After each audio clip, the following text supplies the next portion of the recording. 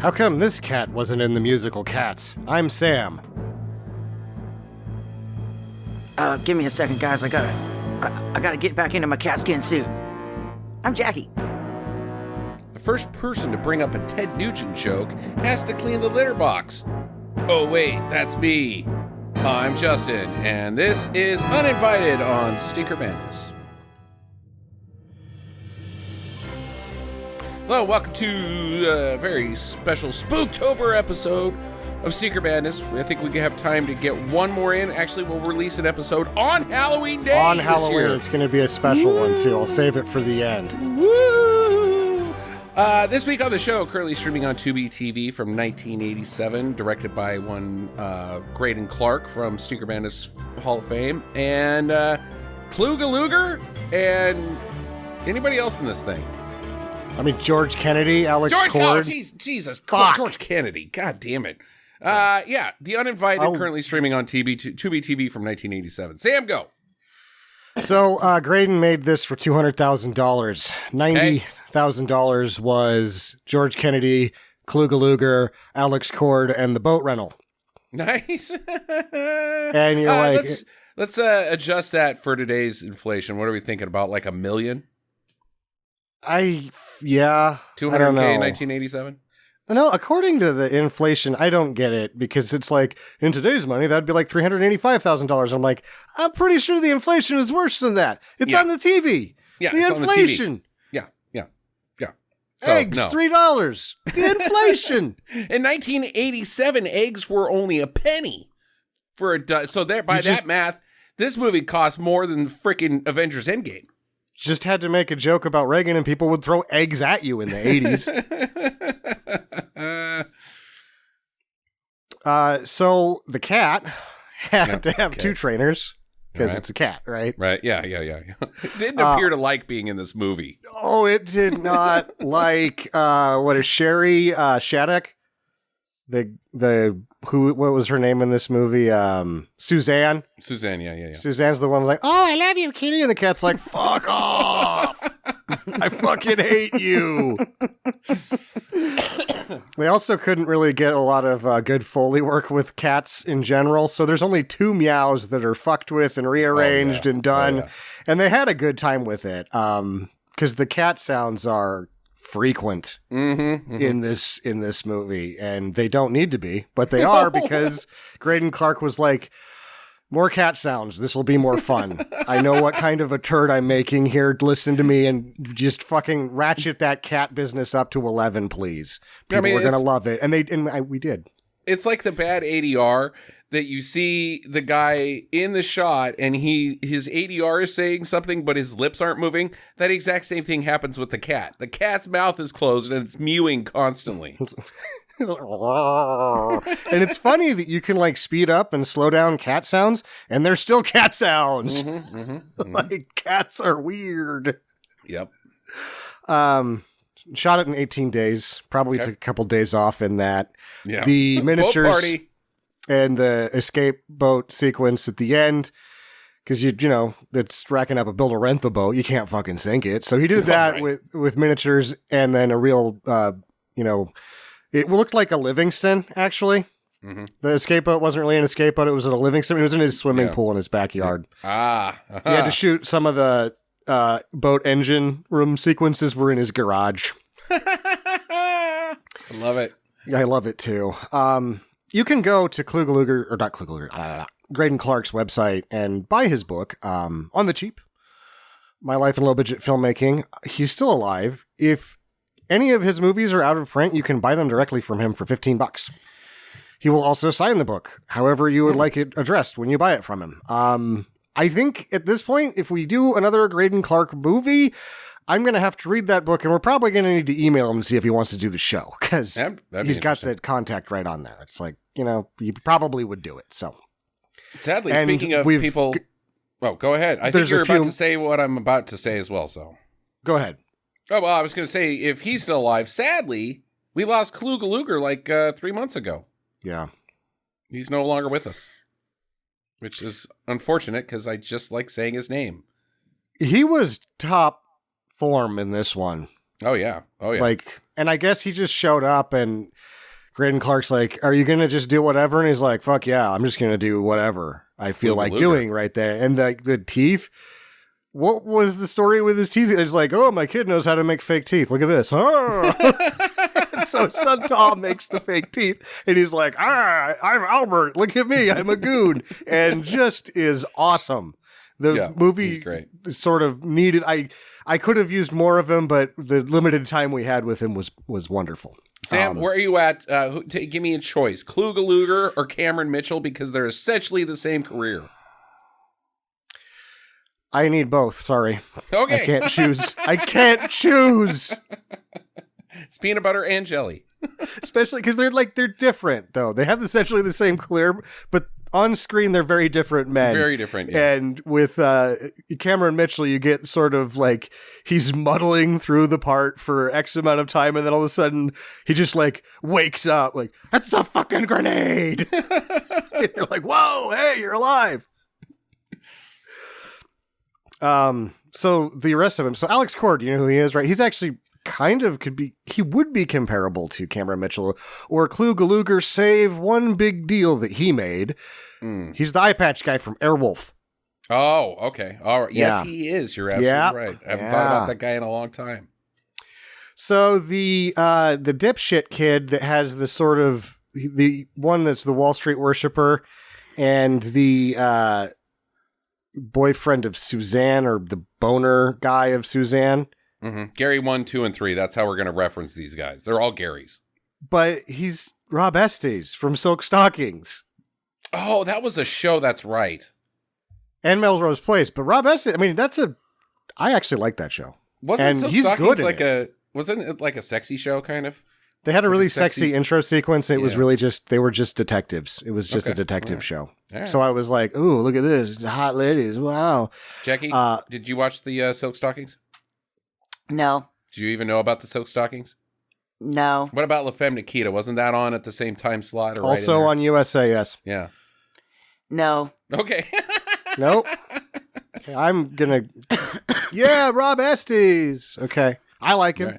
All right. Sherry Shattuck. You're talking about the blonde guy, right? Yeah. Gary 1. Okay. Yeah. He's not blonde in real life. He's got very dark hair. So in Silk Stockings, like when I pulled it up and it's like I see Rob Estes, I'm like, holy shit, that was Rob Estes. All you do is change his hair and I can't recognize him. I should have recognized him.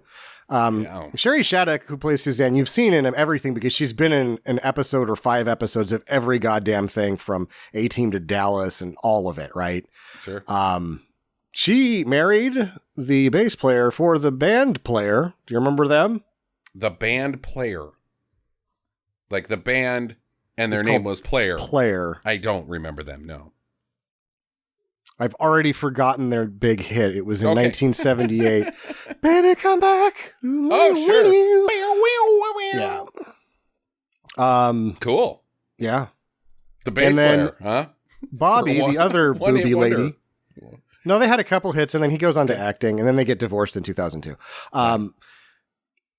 Clare Carey, who plays Bobby. Anybody recognize her?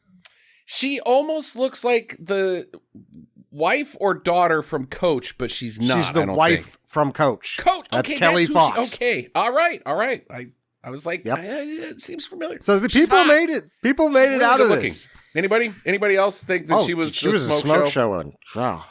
Jackie, thumbs up. We're talking about the one that was doing the jazzercise, right? On the boat? The hot one. Okay. Yeah, her. The one with the short curly hair? Yeah. Yeah, dude. She's... Oh my god, yeah. How come, I would kill to look like that. How come we didn't get more... Like, why Coach? Like, I understand that this is a B movie and all that, but like... I mean, I guess Coach is better than being in shitty B movies, but like, she should have been in a shit ton of shitty B movies. I could have gone for a lot more of her. Yeah, I don't know. And she did so much... I mean, maybe she was. I'd have to dig deeper because once you make it into Coach, you make it into other stuff. So you got to go back to this time period or before to find where all of those may have come out. Because I mean, the other thing about Sherry Shattuck is I feel like he was trying to make this keep it to where kids can pull it off the video shelf, basically. Yeah. Because he flirted with the boobs, and Greydon Clark has no problem showing boobs, and Sherry Shattuck had no problem getting them out. So Sure. Yeah, it's one of at this point in her career when she wasn't doing TV, she was taking her shirt off pretty much. Not that there's anything wrong with that. That's what I do too. That's how I moonlight. Mm-hmm. You know, when I'm not doing this podcast, I'm taking off my shirt somewhere. Just standing next to the train tracks. There's Jackie. I don't know how she gets paid for this and where she thinks it's going to go, but there she is. She's got him out again. Yep. Every once in a while, I'll get hit with a quarter from the train. Hurts, Ow! but, it's worth it. So, Tony Hudson, who plays one of the survivors, the two survivors are two of the people that really don't survive this movie, or this is their biggest thing. Eric Larson and the other guy, I'm already dead. The poison's in my blood. He's in My Gary Science Experiment and some other movies around this time, but this is kind of his biggest deal too. So those three didn't go on to magical things like everyone else did. And that's what about Rich Yacht Guy? That's Alex Cord, the guy from fucking Airwolf. Yeah, he was an Airwolf. And a bunch of Westerns, and he had a pretty illustrious career. And as I said, without Airwolf, he's Clu Galager or Cameron Mitchell kind of a thing. But he got Airwolf. Can anybody hum the theme to Airwolf right now?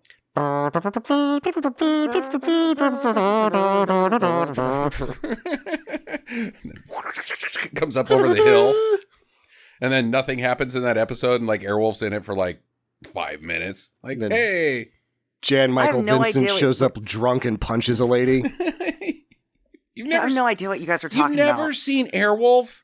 No. Oh What my the God, fuck? that is happening. How? Yeah. I don't know. That's I've never saying seen it. I've never seen an episode of Knight Rider. It's the same show. It's the same show with a helicopter. In a helicopter. Yeah, dude. Has to be done. We got to take care of that right now.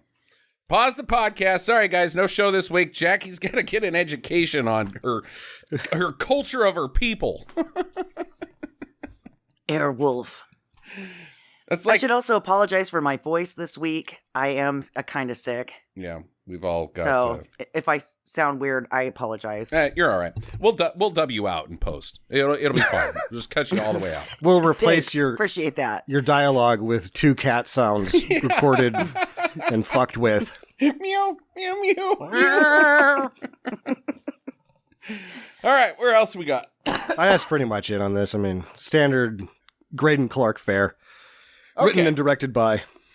It's not standard Greydon Clark. I mean, Greydon Clark is somebody I really enjoy, but this is very outside of his normal wheelhouse. Because what else have we done? We did the one with Darby Hinton, the Lady Squad, Tough Stuff. One of those Lady Squad movies. And then, oh crud. Okay, no, I got it written down. Hold on. No, he doesn't. He's a liar. I could see him just flipping through pages. Angels Brigade. Angels Brigade, yeah. Which we've done. Joysticks, we've done. Joysticks. Forbidden Dance, we've done. Good one, yep. Did we do Black Shampoo? We did not. We haven't done Black Shampoo, but we watched it. And Final Justice, which everybody else has done. Yeah, right. Yeah, with Joe Don Baker. So yeah.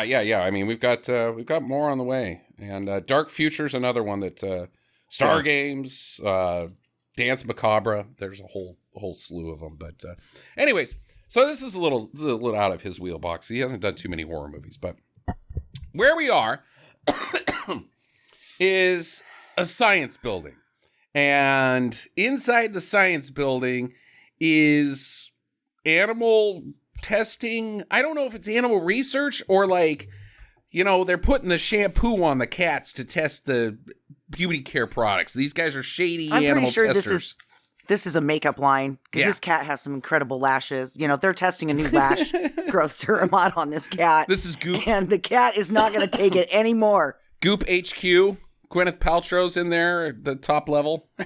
Yeah, we see three other cats that look exactly like this cat, so I am also to assume that there was two handlers and various cats because of, cats. Right, and cat movie stars and how that works out well. Oh, one of those cats probably ran away. with the stunt cat. Elope to And Vegas. that's why they had to have 3 of them. They were like, just get 3 that look alike, because one of them's going to run away with the stunt cat. So we've got head science guy, and he looks at some x-rays, and he's like, there's a tumor in this cat. Let's cut it open and take a look.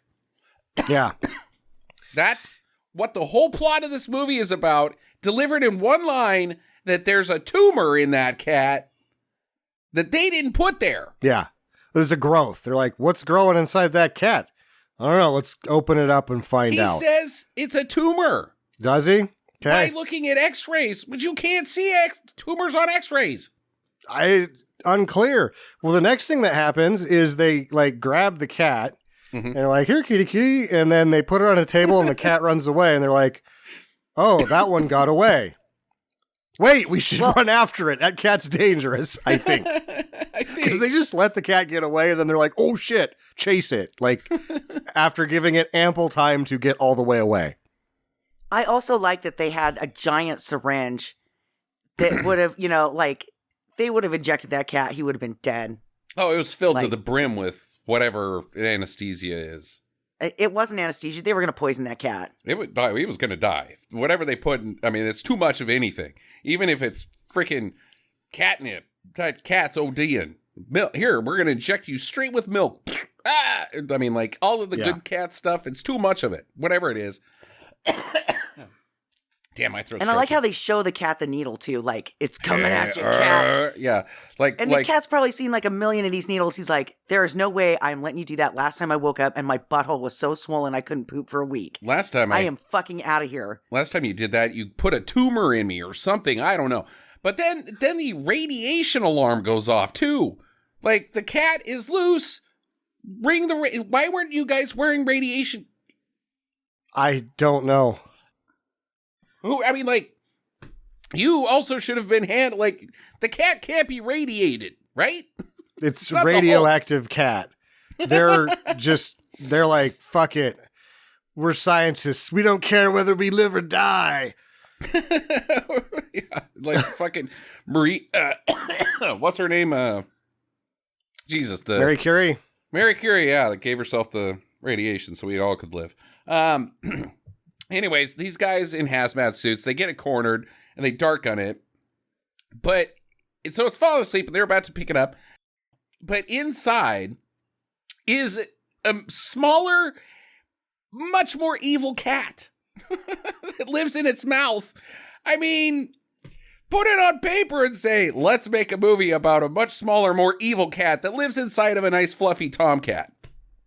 Yeah. Not to mention this cat also looks like it's been run over because it's very flat with very short little hands. Mm-hmm. Did anybody else notice that about Killer Cat? Well, it's a hand puppet.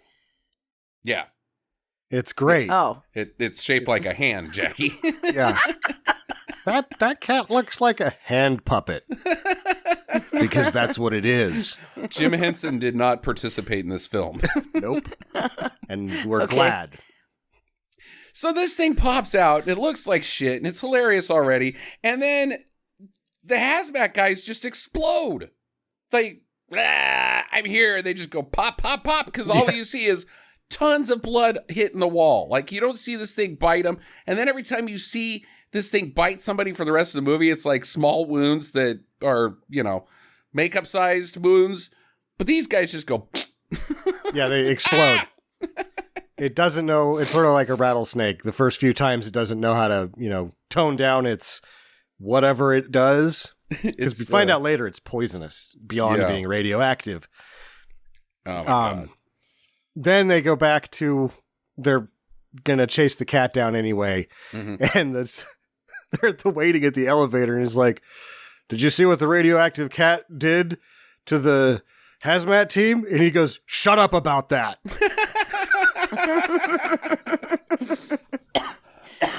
We don't talk about that here. And then he's like, this security guard looks like a shit. Give me your gun, dickhead. Maybe he signed like one of those Facebook style NDAs. Like, we don't talk about that here because you signed an NDA. Yeah. It's ironclad. Not even inside the building can you talk about stuff. So, yeah, they chase down the cat and are killed by the secondary cat in its mouth. Right. Also, can I ask a question now? Yes. Help me, I mean, let's just get to the anatomy of this damn thing. It's not that, I mean, there's one cat inside of another cat. Or is it half an evil cat that replaces the tongue part of the parent cat? Nope, because at one point later in the movie, the evil cat crawls all the way out of the cat. That's right. It crawls back into the cat. And then what happens to the normal cat when the evil cat is gone is it's just like in paralysis. It's like, oh no, the best part of me is gone. And it just lays there with its mouth open, waiting for the evil cat to re-shrink. Because once the tiny cat crawls out of its mouth, it gets bigger than the original cat. True, yes. Okay. Or maybe the evil cat is controlling like it's like a wolf in sheep's clothing? It's just a skin suit? It's just an evil cat that can grow to large sizes after it gets out of its other cat that's just a normal cat. Cat skin suit. You say cat skin suit, Jackie. Yep. That there's only one evil cat, and the other is just a skin suit. Right, because he's an ugly little fucker, right? Nobody's going to pick this cat up off the street. Yeah, no. And if they do see it, they're going to be like, oh my God, we got to put that poor thing out of its misery. Uh-huh. He needs cat skin suit in order to survive and prey upon cat lovers to feed him and take care of him. Jackie does have a point. Pool. Why? But then it raises a question at the ending that I now have to save. Well, I can't. Okay. All right. Gotta write this down now. Throw this out.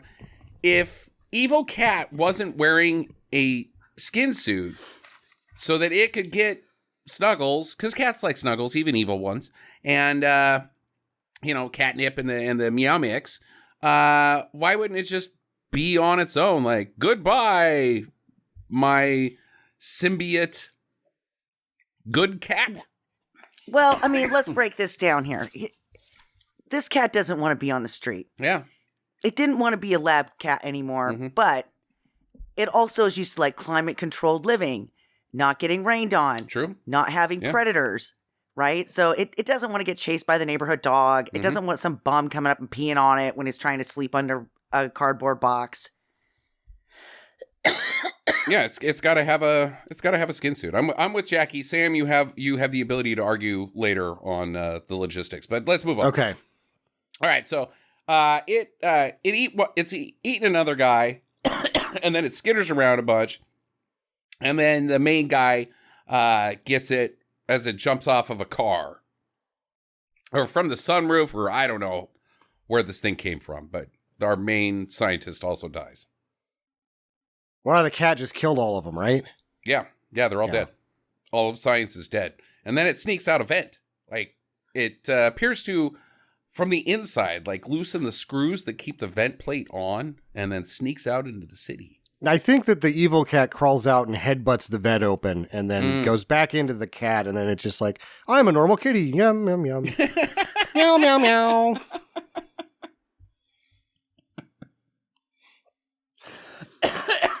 Oh my God, cat humor. Okay, so elsewhere, we get our two ladies, and these two are dressed head to toe, more iconic, like not iconic, like they've gone way past the border of 80s look than anybody on this show ever. They've got the high heels, the electric colored high heels, the electric swimsuits that are with the oversized t-shirts that have been cut out and styled. They got the frizzy hair going on. They look great. They're also vagrants because they have no hotel vagrants. And they're there for spring break. I think that's what happens with spring break is that the hotel rooms are mostly booked. Everybody shows up anyway. You start drinking and you just wake up in different hotel floors. Mm-hmm. They hadn't made it to that part where they got drunk at a party yet.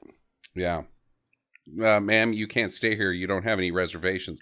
I got no place else to go. Yeah. And, if you're going to be a vagrant, you don't go to a nice hotel. They're gonna pick you out of a crowd and they're gonna throw your ass out on the street. Yeah, they go to like the Ritz-Carlton to start. Yeah, it doesn't make any sense. They've got bad plans. They also brought too much luggage. Yeah, dude, you need a knapsack with a change of bikini. And that's it. Some wet wipes to bathe with. Yeah, maybe some. You can get those for free at the coffee shop. You just got to bring some anyway so that you can rub the screwing off yourself every once in a while. Yeah, that's true. Yeah. All right, so some rich guy sees him out in the hallway asking for a hotel room and getting denied, and he's like, "Hey, ladies, they're with me, Bob. Let them in." And they're like, "Oh, thank you." And he's like, "Well, I didn't actually help you get a room. I just said stop hassling them, but go have some dinner, and then maybe we'll go on my yacht later." And they're like, "Ooh." So they did. At first, the coach lady's like, "I don't know about this guy." But then Suzanne's like, fuck you. We got free everything. We just got to blow this guy a bunch. She's like, okay, that's simple math. You're right.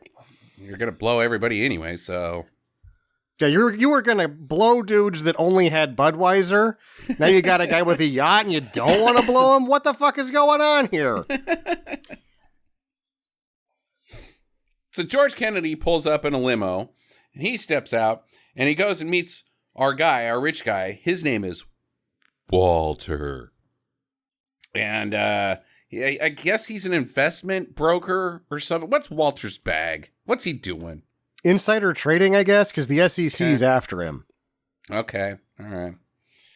And they're like, George Kennedy's like, "Sir, we have a meeting you need to get to. Quit fooling around with these bimbos and let's get to it on your yacht." He's like, "No, give me 10 minutes. I haven't had my dessert." And they're like, "We'll eat it." All right, fine. They go to his yacht. And there, he's got a dude who I don't know whose job is. He's like a banker or something. And they're like, "Hey, Daryl, here's $3 million. Now let's go over to the hot tub and die because you think you're a rat? Why'd you give him the $3 million? And then George Kennedy's like, "Drink this and stop being such a pussy." And he hands him like a drink, which is apparently applesauce, because on none of Greydon Clark's films did he allow real alcohol on the sets, because it would have got loose. They got loose. Loose, like those David Winters movies. Yeah. Like they got fucking drunk on those things. Minnesota boat parties. Yeah. Yeah. But I can't tell what happens here. It's like they're, okay, you got to keep doing your thing. And then here's $3 million. He seems like he's a little squeamish, and they're like, "Nope, this guy sucks. Let's fucking kill him." They're like, "Clu, kill him." And he does, and then he gets cold from it. You're right. He's like, "Oh, this hot tub is cold." He's like Clu Galager, the aging hitman that is officially too old for this shit. You clean that up, Albert. Oh, I don't want to. I want to get drunk. Everything ready for the party. It's like, I don't think Albert's the man for this job. He did fine drowning that guy, and I mean, that's heavy lifting. I think he gets the rest of the day off. I think he had some help from one of the biggest, strongest men that's ever lived. Oh, no, the guy just like, George Kennedy. George Kennedy tosses him into the hot tub like a sack of potatoes, and then Clu finishes him off. But Jackie, you ever seen Cool Hand Luke? No. Okay. Oh my God. George Kennedy's a mountain of a man. He was big. He was a big dude. The end of his life, when he could barely walk, and I met him at his house. He was physically imposing as a shell of himself. It was still like, my God, you're a big guy.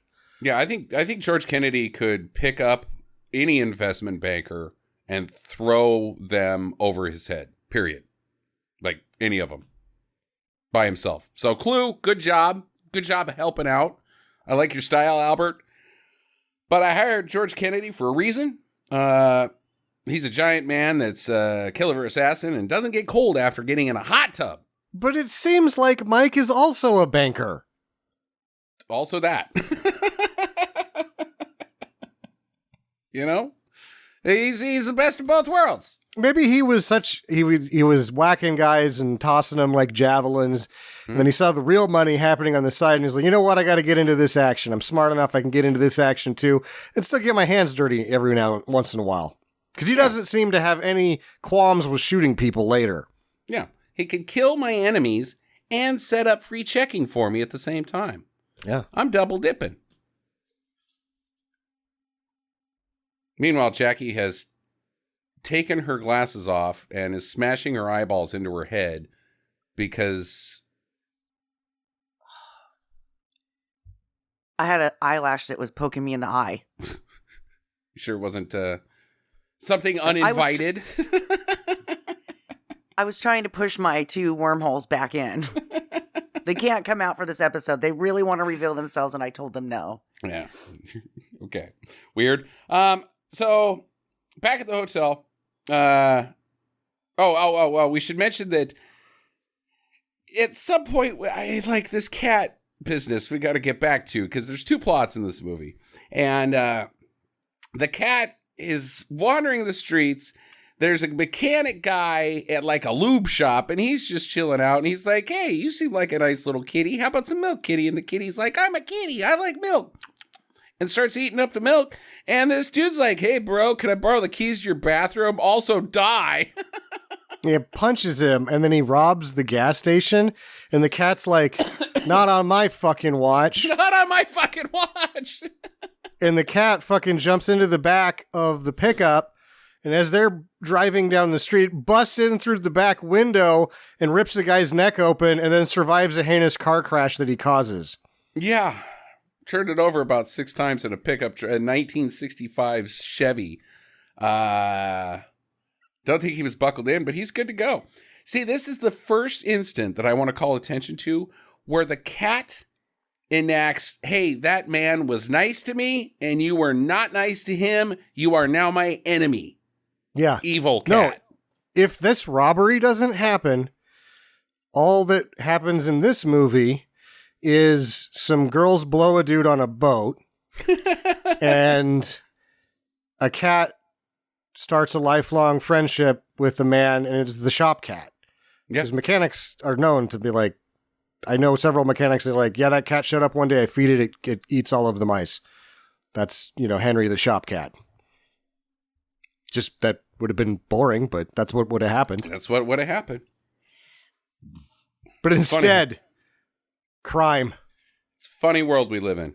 Instead of crime happens now. Crime happened, and this cat had no other choice but to become the monster that science made it. I don't know if there is crime, Sam. Like, who are you arresting in this film? And what's the charge?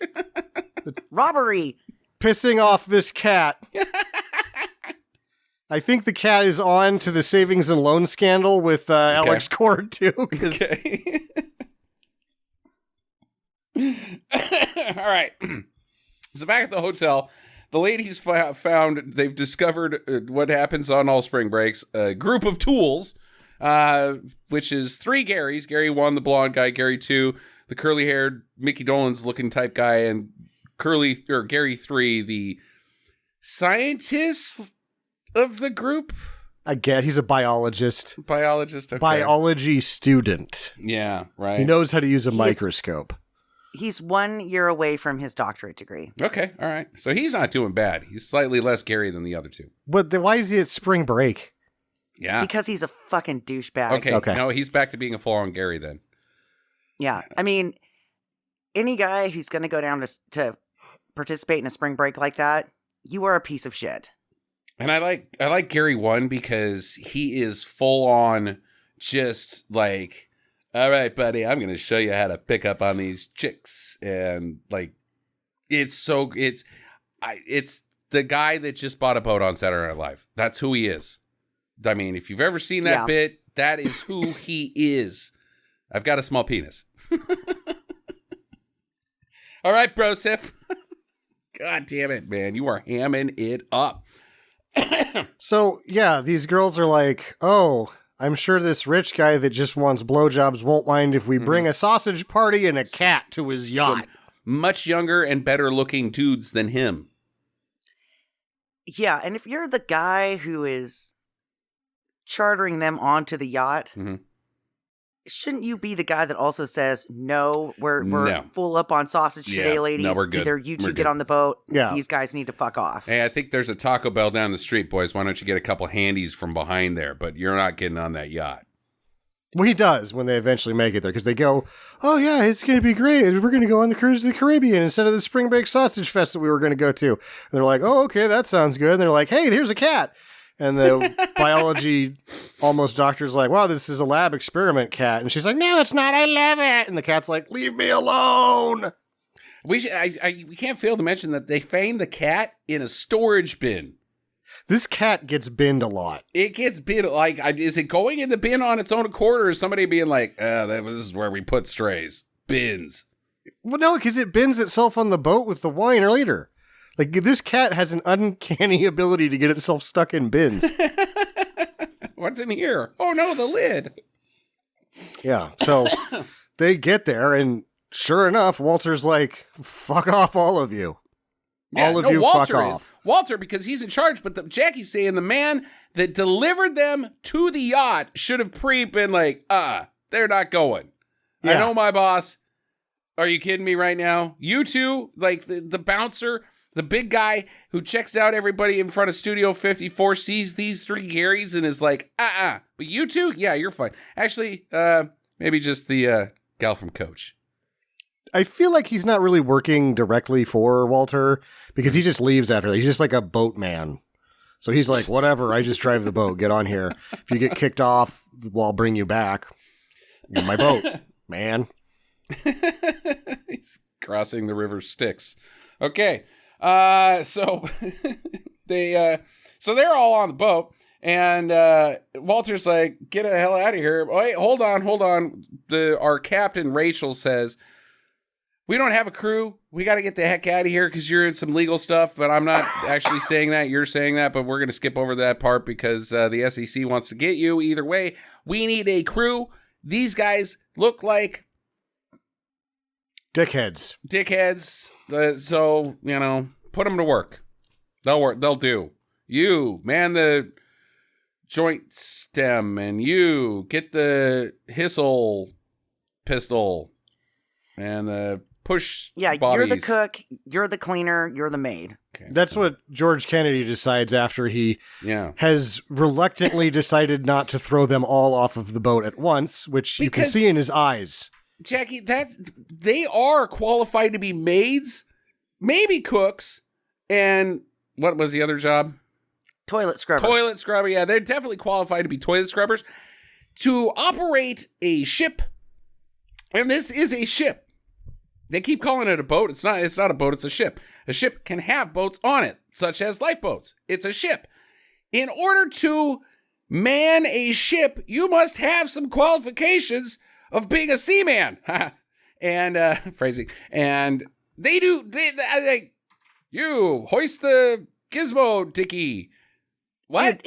I don't know what that is. Hoisting the sails here, Justin. No, but you have to have a crew in the engine room. Uh-huh.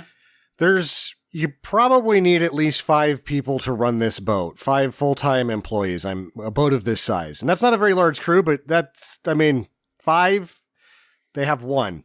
3 Garys are not qualified to take care of. They're all going down. What's that ahead? Oh, that would be an iceberg. Why are we where there's icebergs? Because we hired Garys. We let Albert drive the boat. Even though when I was showing him how to drive the boat, he demonstrated an inability to learn how to drive the boat so fast that I was like, you know what? You should do something else. I'll just handle this. Feel like some twine will work better than you at driving this boat. Well, where's the autopilot? Doesn't have one. In airplane. I mean, autopilot isn't really autopilot. It's just keep it going straight. Keep it and going water that direction. doesn't work like air like that. So and there's no autopilot on a ship. Yeah, because if you just locked the wheel and walked away from it, the water would do something unanticipated and you would be headed in a different fucking direction. Correct. Yeah. That's not a thing. All right. Autopilot. Hit the blow up balloon. Takes the helm.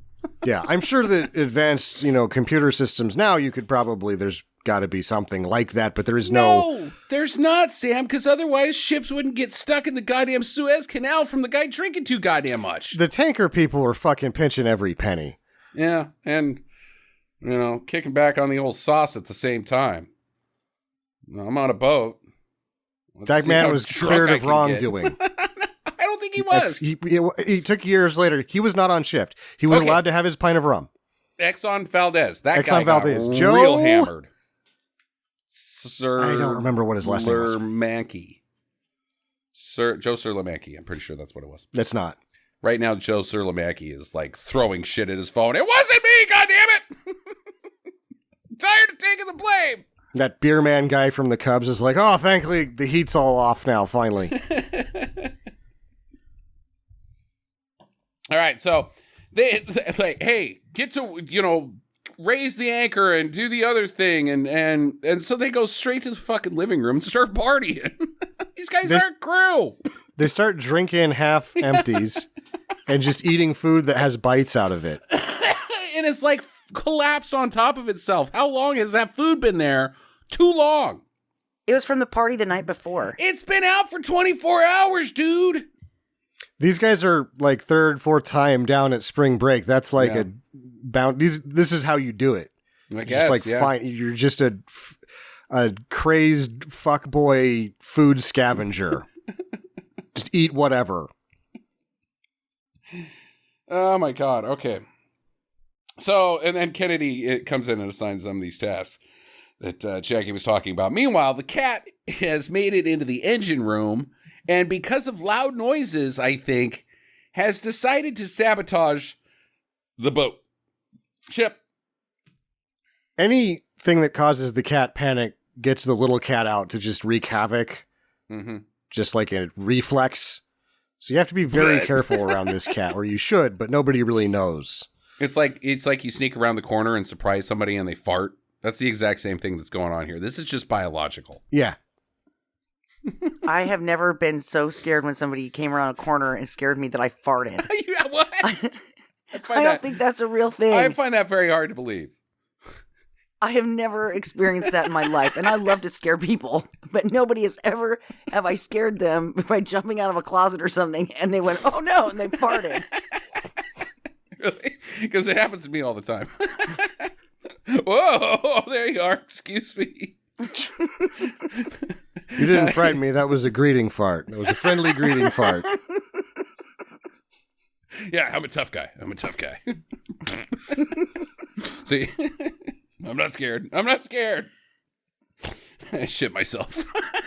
It's pre-shitting yourself, Jackie. You do understand the concept of people getting so scared that they shit themselves. It's just pre-shitting yourself. You're not that scared. You got enough for a toot to come out. My God. It's just a jump scare. I'm still like, now if it was a maniac cat crawling out of another cat's mouth, I would probably do more than fart a little bit. But you are my wife, and I am not that scared of you. That's fear boner territory.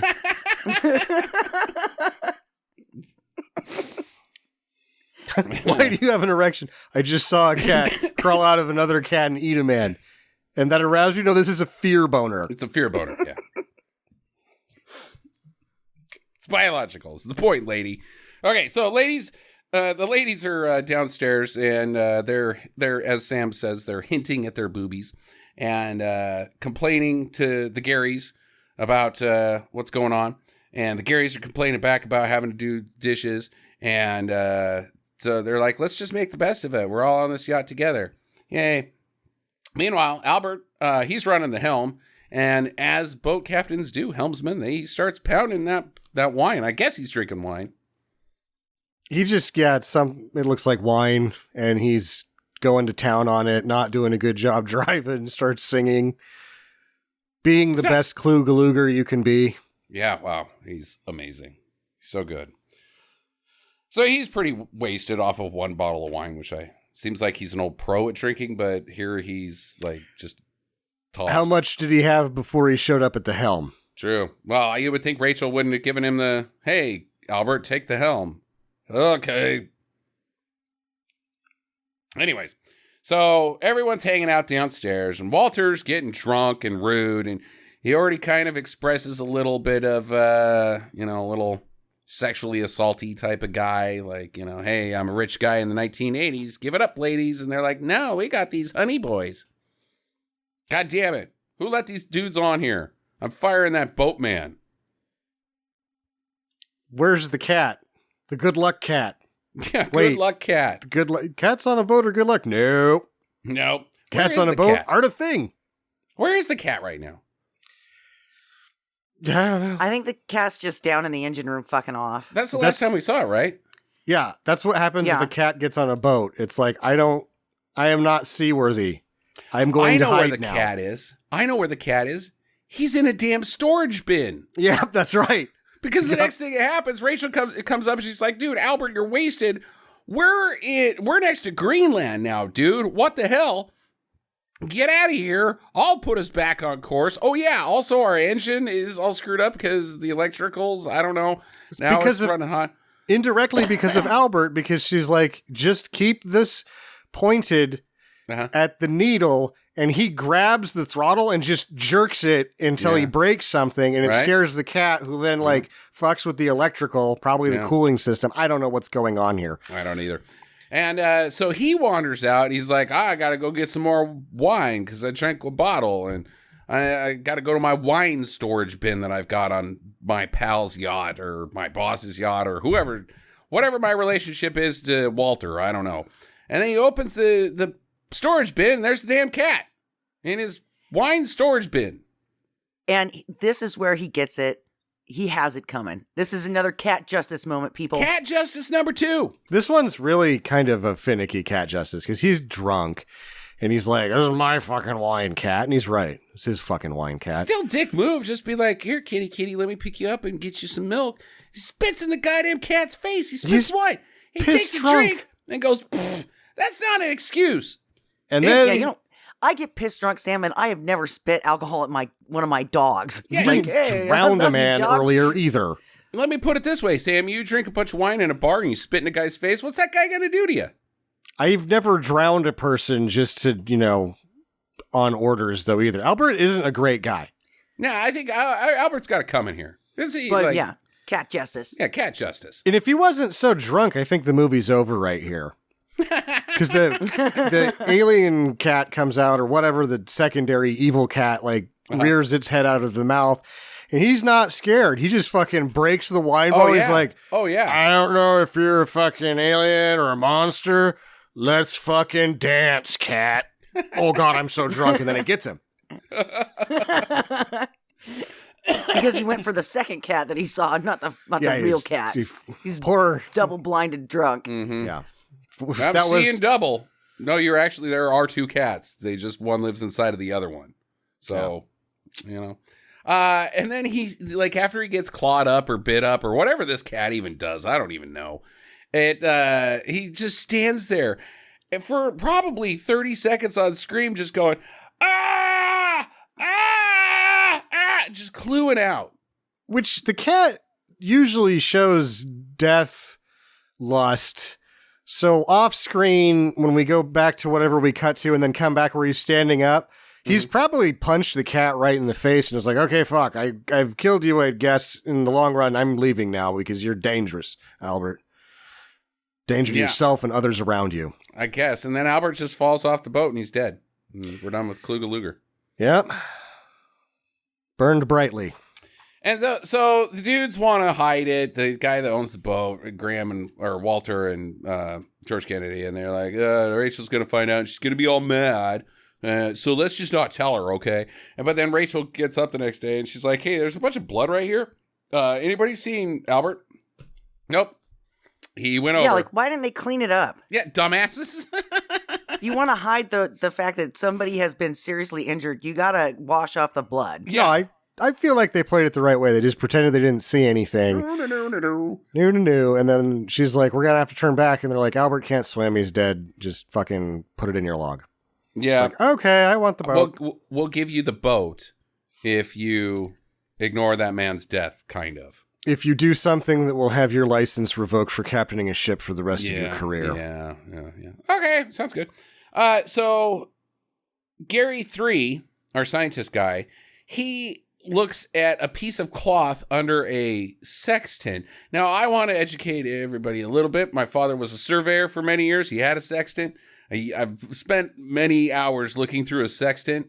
They're a telescope, not a microscope. Why they're used on the sea is so you can see far and chart your course, not look at things, make them look real big. he does use a secondary magnifying glass as a lens to try to like go, maybe this would work, but I don't know. Yeah, I think he just burns his eyeball out, because he's inside. Mirrors. Well, that's how much, those things can heat up, Sam. You start messing with lenses too much, it just shoots out the back of your brain. Either way, however plausible or implausible a magnifying glass and a sextant turn into a microscope is, the discovery that he makes is that there's too much blood in the blood. He says that it's 1,000 times more than normal. Not more something than normal. This blood is 1,000 times more than normal. The blood so it's more blood? 1,000 times more than... Yeah, so it's regenerating blood at a high rate, which is what causes people to bulge. I don't... What? So there's more? Yes, but so much more. Yes. 1,000 times more. If there's 1,000 times more blood, Jackie, you would just pop. 1,000 times? That's a lot. It takes a little bit to regenerate. That piece of cloth has been sitting outside for like at least 10 hours. This is, heavy science, radioactive cat poison. Mm-hmm. It's like blood, but there's more. But there's not more. It's like there's this much blood and there's too much blood in it. Yeah, right. Yeah. It's 1,000 times more than normal. All right, so Walter tries to assault Bobby, and here we go. Here's where the movie really gets lit on fire. Walter comes in, Bobby's working out in her little spankies, and he's like, God, you've got a great body. It's better than Jane Fonda's. And then I start thinking, no, she might have a better body than Jane Fonda. That movie might actually be, she was in shape. She's hot. She wasn't just hot. She was a working out lady.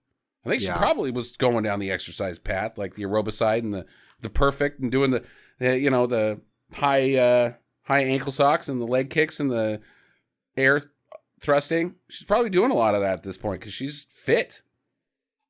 Air humping. Yeah. Right. And so he's like, all right, well, I best get some of that. You're on my boat and, give it up, lady. And then Gary 1 comes in and, or Gary 2 comes in. He's like, not on my watch. And so he jumps on Walter. And then George Kennedy comes in and he shoots Gary 2 in the arm, right? Yeah. Shoulder? Right.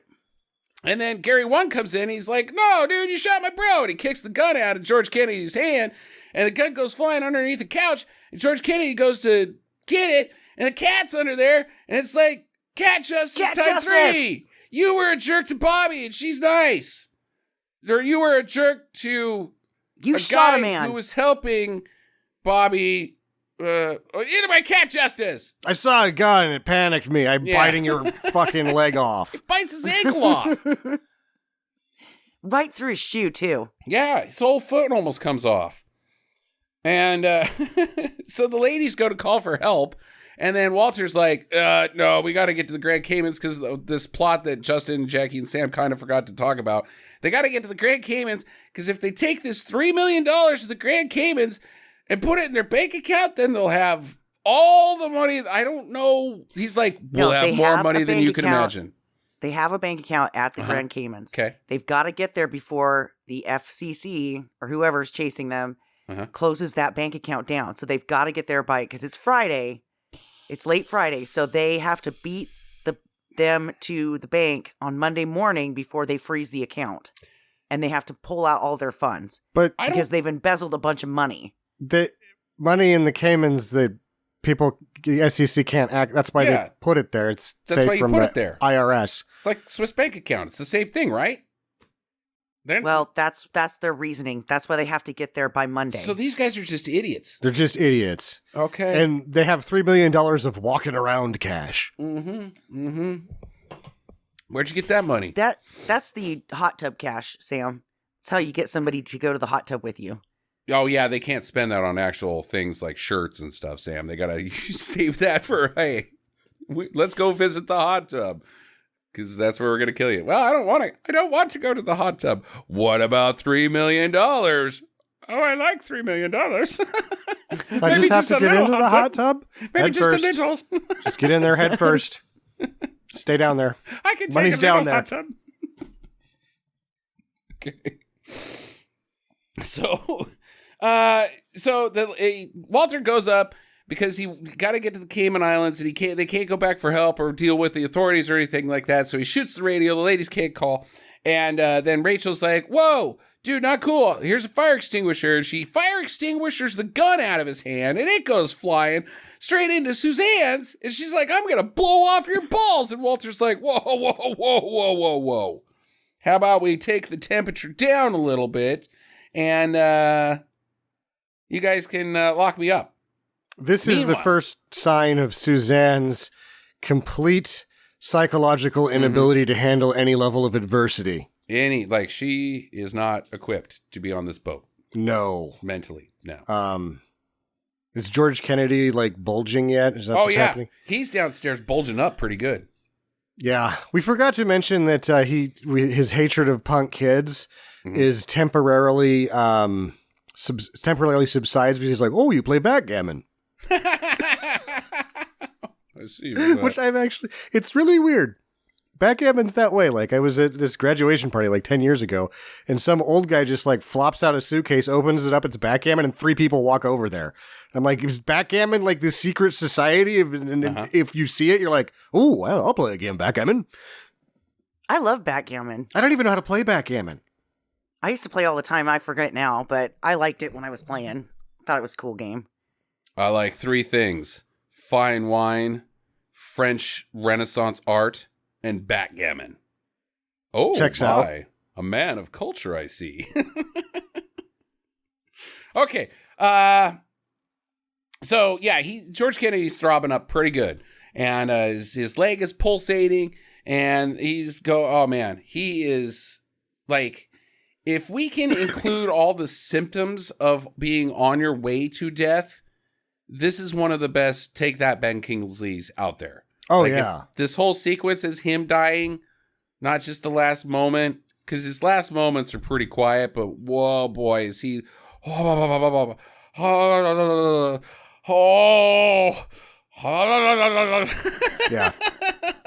It's hilarious. Meanwhile, the cat is watching going, meow, cat justice. Gotcha, bitch. Well. And the group is standing around him, and they're like, so Lab Cat, we know that, was testing that goop, but so it must have been poison. And when it was it has poison in him, so when it bites you, you get poisoned with the same poison, and you blow up. But the cat doesn't blow up. Blood gets too much blood in it. There's so much, but the cat has the right amount of blood. It's just 2 bodies living in one. I would also like to throw out that Gary number 2 says that it looks like he's got rabies. No, I've seen rabies before. I've been to medical school. Yeah, Gary number 3 has to rule out rabies for the rest of the team. Wait. Yeah. You said medical school. That's veterinary school, asshole. Oh, right. No, I saw herpes. Herpes. That's what I saw. I don't know shit about rabies, guys. Sorry. This could be rabies, actually, now that I think about it. When did you see herpes? 10 minutes ago when I was peeing. You too? Yeah, buddy. Yeah. There's 7 people on this boat. Do the math. Nobody's washing their hands. It's a boat. I thought we were supposed to shit in the ocean. Fell off the boat 3 times trying that move. Have you ever sat on a railing and tried to take a shit? It works. I heard on the Sneaker Madness podcast that you're just also supposed to use the water as your toilet paper. Yeah, you just but sit I can't get my ass that far down. You go to the back of the boat where the jet skiers hang off of, and you just drop your buns right in there, and yeah, the hydro doing 30 wipe. knots. It's back, baby. Oh, the hydro wipe is so gross. It doesn't work. The difference between the ocean hydro wipe and the river hydro wipe, Sam, though, is that you're doing 30 knots. It's a little rough on the old beanbag. You actually have to pull your nuts up so that they don't get pushed into your butthole. Yeah, but the wake of the boat, it's not enough. You're just shitting on yourself. It's just like any other hydro wipe. At 30 knots, the poop is honestly my lowest concern, Sam. It's the flesh getting chewed off my body. Okay, so Kennedy eventually throbs so hard he's dead from it, and they just chuck him overboard. And they lock Walter up, and immediutely they put Gary 1 in charge of watch duty. And he's like, "Hey, Gary 1, you look like a greedy douche. You want to make a buck? Look at all this money I got. Let me out of here." And Gary's like, "Ha, deal. You're my new Mike, Gary 1. I would also like to point out that at this point in time, when he's bribing Gary 1, that he's like, "Do you like this Rolex? I got a drawer full of them. Right. Here you go." And he's wearing a shitty Timex. He's wearing a right? He's wearing a shitty watch. Here, yeah, Walter's got a Timex on. Right. Have my and then Rolex. He's got this giant safe that could easily fit 3 people. I mean, is he secretly just like, "Hey, ladies, this is another briefcase moment.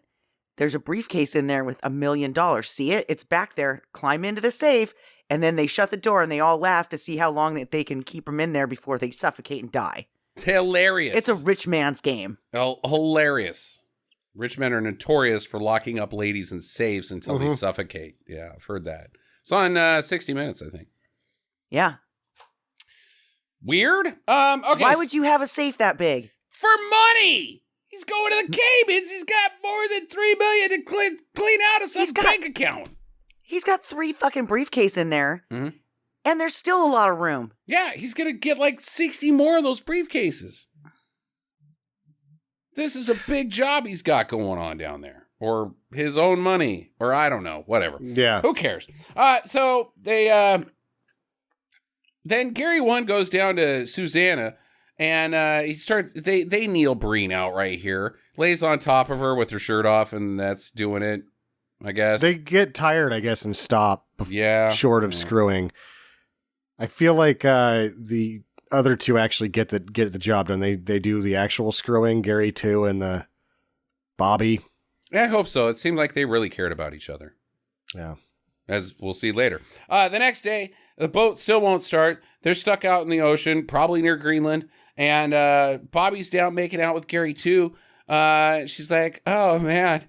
Oh, you feeling good?" And he's like, "Well, my penis does, but to tell you the truth, my right arm, I can't feel a damn thing after getting shot. I mean, I've jabbed needles into that. I've stuck it on a hot iron. I've tried to jerk myself off with it, to the old stranger method, if you catch my drift, but it didn't work because it just falls down on my side." And I'm like, well, that's pretty much how it goes with every stranger I've ever had jerk me off, so whatever.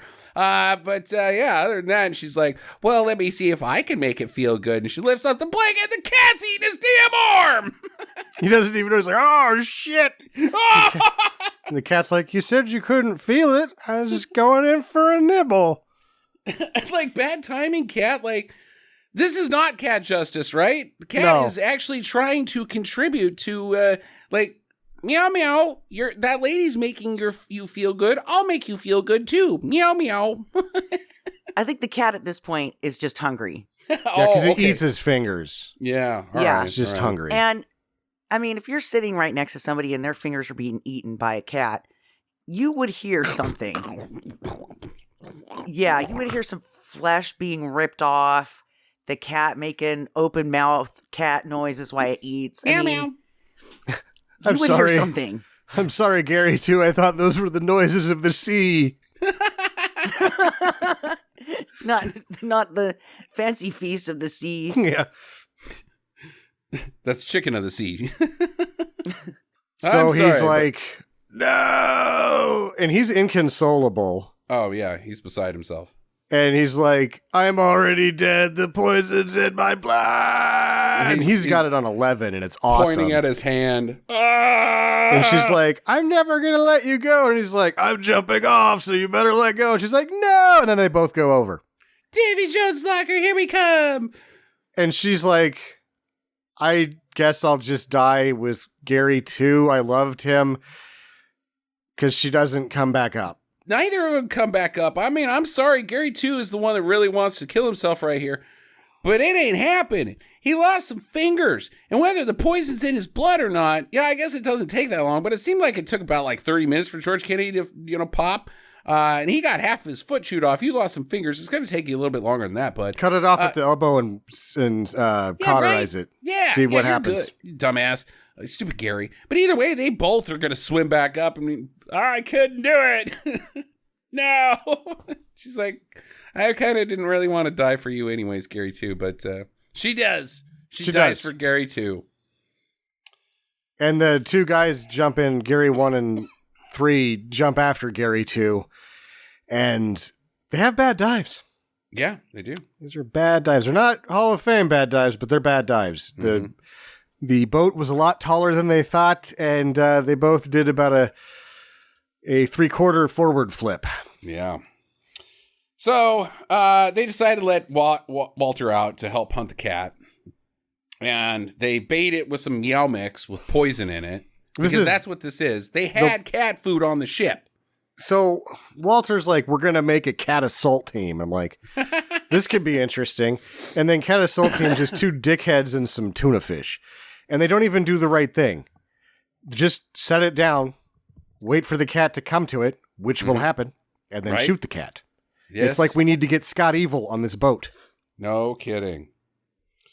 Because they're spreading it around everywhere. He's like, I'll put some over here, I'll put some over here. Like, so you're going to put it in 30 places, like, and then check all 30 of those places at once, you dumbass? They're like, well, wait, let's not let Walter out. He's evil. And they're like, no, let's let Walter out because then we can make a cat assault team while you guys work on the engine. Where are you guys going to trap the cat? In the engine room. Wait, that's where we're going to be. Why are you putting the poison food in the engine room to bring the evil cat to where the people need to be working? The whole point is to get the cat away from the people. Yep. Set it out in the open, in a wide open area where you can't be killed by a small animal. Yeah, then you don't even have to waste a bullet. Regardless of how evil you it just is. Punt it. Point. Stupid people. All right, so Gary 1, he finds the cat, and he starts shooting up the damn engine room, and then I guess he hits an O2 tank or something because the gas, like, blows his face off? Or does the gas blow the cat into his face, and then his face comes off? No, whatever was in that tank that sprays out and hits him burns him up. Yeah, he melts his skin off. Okay, all right. So he's steam. Dead. He's dead. He's dead. But not before he shoots a hole in the fucking boat. He shoots a bunch of holes in the boat. He shoots a bunch of holes in the boat, Jackie, and I'm poking a hole in where you're going to go with this later. But anyways, Walter wants to give up. He's getting in the lifeboat, and they're like, no, you can't give up, man. You got to keep fighting or something, bro. Whatever. Or like, why can't he take the? Oh, because he would die because he doesn't have any food. He's like, I don't care. And then Suzanne, I've got to get to the Caymans by Monday. Yeah, Suzanne, you'll never make it. You won't last 2 days. Okay. Suzanne's also given up on life, and everybody's worried about the food because the evil cat has had some nibbles on their shrimp cocktail, I guess. Claims that if you ingest it or it gets into your bloodstream, then you'll become infected with cat poison. Did you guys bring vegetables? Because cats don't like vegetables. They also only brought 2 days worth of food. Okay, well then that was a problem to begin with. Yeah. Like, you weren't going to make it to the Cayman Islands, guys. 2 days? Are you kidding me? Boat broke down. Shot the radio. Like that the cat licked all the bread. That's all it does is it licks the bread and then it's like, I made a mess. Yeah. They tore up a bag of bread and they were like, it's all poisoned. And then Suzanne we only have is like, champagne and cornflakes left. And Suzanne's like, I'm dying of starvation. You're like, it's been an hour, Suzanne. Shut up. Like You're used to starving yourself, you stupid. We've seen some people lose it on the show, but nobody has lost it like Suzanne loses it. Yeah, she goes pretty weird here. In fact, she gets the key to the storage locker room where the food's at, and the cat's in there, and she's like, well, no, before that, she tries some of that bread that the cat kind of chewed up and then spit out, and she's like, it's not bad. She says, I knew it. They were keeping it for themselves. But the poison gets her. The cat's there in there being meow meow cat. It's not evil cat. It's not like, Susan, I loved you. Don't eat that food. And then she gets the grody neck, the throbby neck, because that's where I guess the food, their blood got too much. Yeah, this cat is watching this happen because she's like, oh, you wouldn't hurt me, would you, cat? And the cat's like, you are the first person I wanted to fucking kill. Thanks to you, I'm stuck out in the middle of butt fucking nowhere on a yacht. It's true.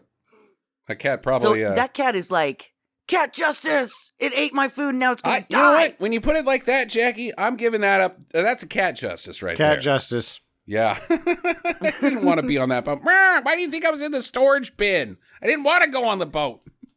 Yeah, because this is my theory. So the cat watched them put the tuna fish in 30 different places, right? And so the cat tore up a loaf of bread and put it in 30 different places to try to trick one of them into eating poisoned cat food. Nice. I like it. Yeah. Okay. Little Dutch store action. So the yacht has sprung a leak now from the inside. That's where I'm talking about, Jackie. The water is coming out of the boat, not going into the boat. And the hole is huge. No little piece of crap 38 pistol made that hole. It's big. Maybe the water made the hole bigger. It's coming out of the boat? That's a good thing. The water's coming out of the boat. Hey, everybody, we're not going to sink. You see an exterior shot of the boat. The outside of the boat is white. The inside of the boat is dark. Water is pouring from the dark side to the light side. It's like, oh, God damn it, Greydon.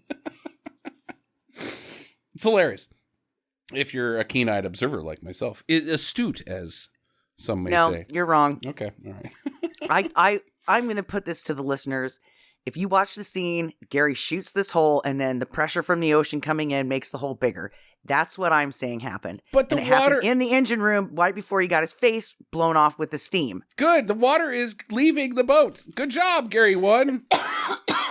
Okay, so either way.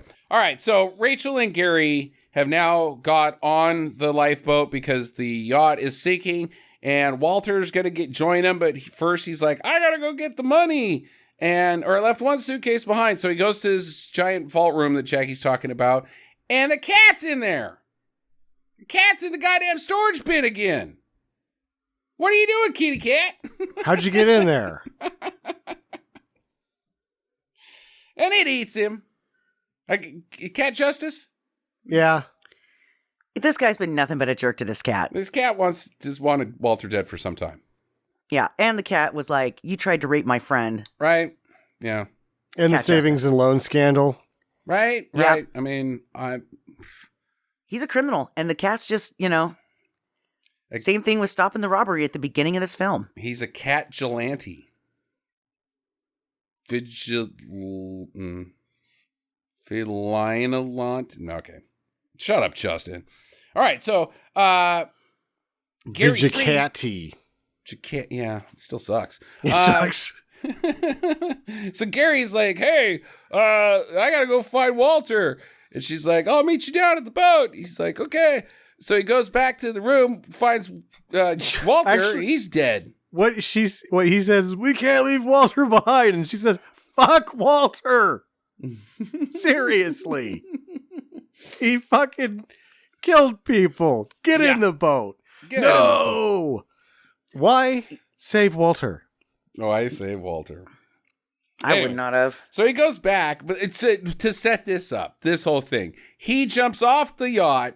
The lifeboat's already down there. Swims to the lifeboat, but the cat jumps off too, and also swims to the lifeboat. He's like, "Oh no, there's the cat!" It's hilarious because it's hanging on the side of the boat. It's like, it flies into his face, and he catches it. The first person is like, "Okay, just don't let the cat bite your face." And he throws it out of the boat, and the cat's like, I just got in. I can get in the boat again. She punches it off the boat. She gets it right in the ribs, and it goes, it goes back in the water. And it comes back for more. It's not over yet. It does the exact same thing. Look, honey, we're going to be doing this a long time if we don't come up with another plan. Yeah. I think he just wants something to float on. is what he says. And he about throws the $1 million and he's just, don't do that, stupid, put the money in here. And then he throws the empty briefcase and the evil cat gets on it and is like, bye-bye. The cat is like, one thing's for sure, I'm never getting rid of this luggage. Oh. Joe versus the volcano. And it floats away. So they get away. They go to, like, I guess the Grand Caymans, and they're like, hey, authorities, there was a mutant cat, and it killed a bunch of people and sank this yacht. Well, we found no evidence of any of that, and you guys sound crazy, so get the hell out of there. And they're like, little do you know, we got $3 million over here. And then up on the beach floats the suitcase, and this little boy picks up a completely different cat. So this is the question that I have from beginning when you said that the other cat becomes a lifeless cat suit. Uh-huh. When the cat that's evil floats up to the shore, is there just a black cat and he's like, hey, come over here. And then he gets inside that cat? Yeah. You're right. It has to, because his skin suit sunk with the yacht, right? Yeah. Yeah. So he's like, hey, come over here and look at my $1 million in this briefcase. And then he gets another cat suit. Right. No, so he could be any cat. He's now a changeling if the only change he can make is 2 cats. Yeah. You can just go from cat to cat, which leads me to my second question. Does humanity survive? It's going to take a while. I think it does. And here's my I think angle. we're fine. We're okay because it's on an island. So at worst, they're just going to blow up the Caymans with a nuclear bomb. But that might actually make the cat more of a monster than it was before, because it was a radioactive cat to begin with, which makes it like Godzilla cat. Yeah. Then we don't make it. That's a big kitty. That's a big kitty taking out Tokyo, everybody. God, I want to see it. Let's make a franchise out of the Uninvited. Actually, it's not even the Uninvited. It's just Uninvited. Like, you're not allowed over here, buddy. And is it the cat that's uninvited, or is it the Garys? Everybody except Mike is uninvited. Right. And it has to be Uninvited, not The Uninvited, because The Uninvited from 1944 is a fantastic film. And you wouldn't want to confuse the two of them. All right. That's my question. Jackie, what's yours? I don't have any. Okay. I have a question. Please. Why were they making the cats poisonous? Why? And then, like, whoa, we didn't see the poison we were putting into it, creating an entire other entity. Or maybe they poisoned a cat, and that cat became an evil cat, and then it took out one of the other subject cats that hadn't been poisoned yet and used that cat as its skin suit. Yeah, so basically, they made this cat, and they probably binned it. Right. And it's always binning itself because it's trying to get home. Yes. Because it came from a bin. All it knows. But it gets out of the bin and it's like, hey, come over here to one of the other cats. It's like, yep. And it jumps in there. Okay. And he's like, ah. But at that point, they made a cat poisonous with radioactivity. What was the end game? Who's paying for this? Gwyneth Paltrow, I guess. Oh boy! Like, is it a military thing? Like, we've got it. We've come up. We've made the cats poisonous, and the general's like, "What? What are we gonna do with the poisonous cats? What are you doing?" MK Ultra. That's where it's going. You know, we're gonna ship these cats to Moscow. They're spies and deadly assassins. Gorby will never see it coming. Yeah. We're actually doing pretty good with Gorby. Maybe back off of the nuclear cat plan for just a little bit. Also, the last time we sent a cat into Moscow, it got ran over by a car immediately. So let's pull back on the cat stuff. Maybe go with dolphins. I hear Russia's got dolphins securing their bridges. So as a curiosity, how did you make the cat poisonous? We have no idea. We just rubbed 2 cats together. That's what? And they got charged. You rub two cats together, your two cats are going to fucking claw your face off. All right. Well, I guess that's all my... we did a pretty good job of solving this one, Sam and Jackie. And I'm going to move to final recommendations, starting with Jackie. Oh, it's a definite do. That cat puppet thing is just so awesome. And... I mean, it kind of has some slow bits, but for the most part, it's pretty action-packed. Okay. And the plot is just fucking ridiculous. I loved it. It's a good time. Sammy? It's so much of a do that I'm at the point now where I'm like, if it's written and directed by Greydon Clark, I'm giving it a shot and probably going to like it. Yep, I agree. We have not hit a dud from Greydon at all. This is the second time I've seen this movie. The first time was via Riff Tracks. Which is probably the way most of you have seen it.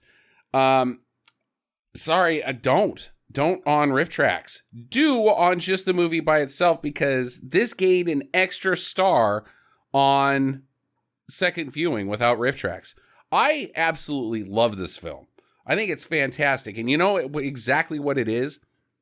It's the VHS that you and your buddy find at 10 o'clock at night at the rental store. You judge it by the cover. You pick it out. You never even heard of it because it wasn't like it went to the theater.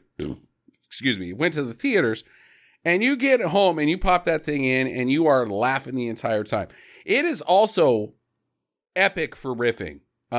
Its pace is perfect for it.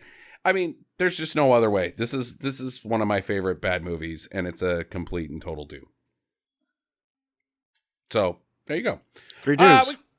3 dues. We haven't had one of those in a while. We got some listener feedback this week from new listener Aaron. Hi, Aaron. Dropped in. He slid into our DMs, and you can also slide into our DMs at facebook.com/StinkerMadness or twitter.com/StinkerMadness, or email us, talk@StinkerMadness.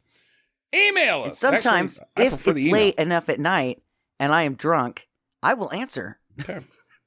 Okay, here we go. Aaron says, hello, Stinker Madness crew. Hope I'm not bothering whichever of you runs this account, any of us, but I just wanted to say how much I adore your show. I drive for FedEx and am a massive cinephile, so your show keeps me company on busy days.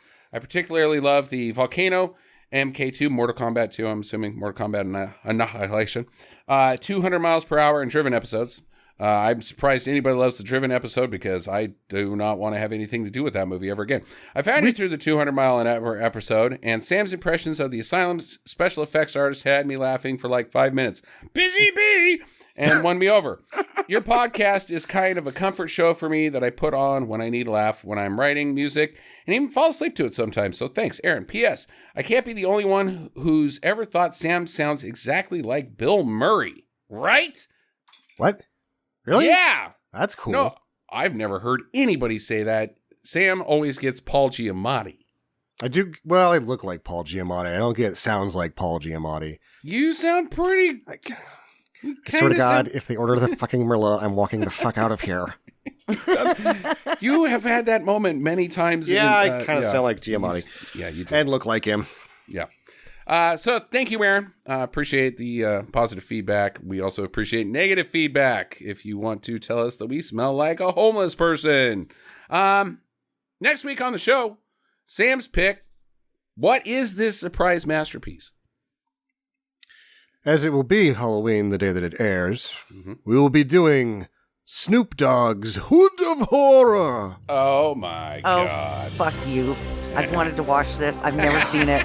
It's actually going to be the first anthology piece that we do because it's vignettes, like it's Tales from the Crypt. So I think there's 3 different stories in it, something like that. But Freak show. Yeah, Jackie and I I wanted to watch this, and it's like in my queue. So I'm okay. Okay, what's that I'm streaming kind on, of Sam? excited. Tubi, and I believe if you have Amazon, you can do it without commercials. Bitchin'. There it is. Guys, have a great week. Happy Halloween. Get to the chopper.